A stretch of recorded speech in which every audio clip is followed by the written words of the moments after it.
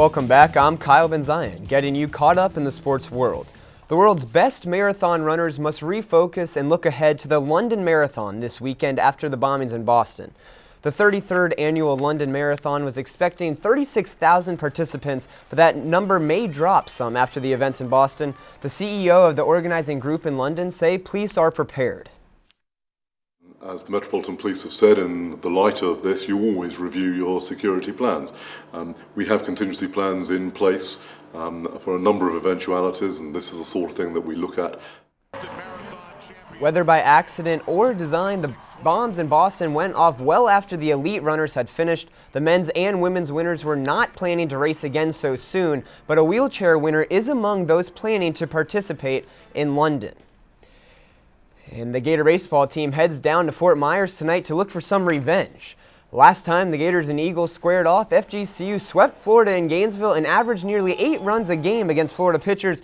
This time feels different though. Florida comes into tonight's game on fire as of late, winning 5 straight. During that 5-game streak, the Gator bats are hitting over 300 and Vidkash Ramjet is hitting over 600 himself. And a graduating Gator had a day to remember yesterday. Jennifer George was drafted in the 3rd round of the WNBA draft with the 33rd overall pick by the Indiana Fever. Florida coach Amanda Butler thinks George has the proven skills to make an impact in professional hoops. I think everybody that's ever seen her play, and there are quite a few people in the WNBA that can appreciate not just Jennifer this year in January and February and March when she was banged up, but her entire career and what she could add to an organization. George joins a Fever team that finished 2nd in the Eastern Conference last season. And while the WNBA season is getting ready to begin, the NBA season is winding down.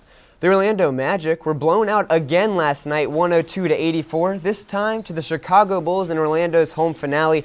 Nick Vucevic led the Magic with 17 points and 14 boards, but it wasn't enough as the Magic picked up their 61st loss of the season.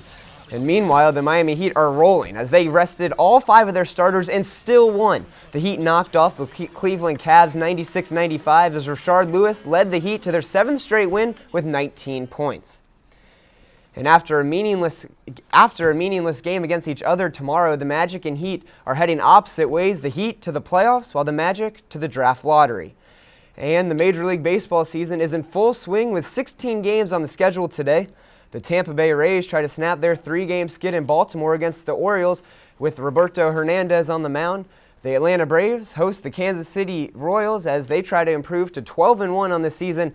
And the Miami Marlins try to pick up their 3rd win on the season. The Marlins currently rank last in the MLB in runs scored, batting average, and on-base percentage. So Kyle, I know the season just started, but any teams really standing out this year? The Atlanta Braves are on fire right now, 11-1 on the season, led by Justin Upton, who has the MLB leading 7 home runs. Wow, thank you, Kyle, so much. More news is next. Stay with us.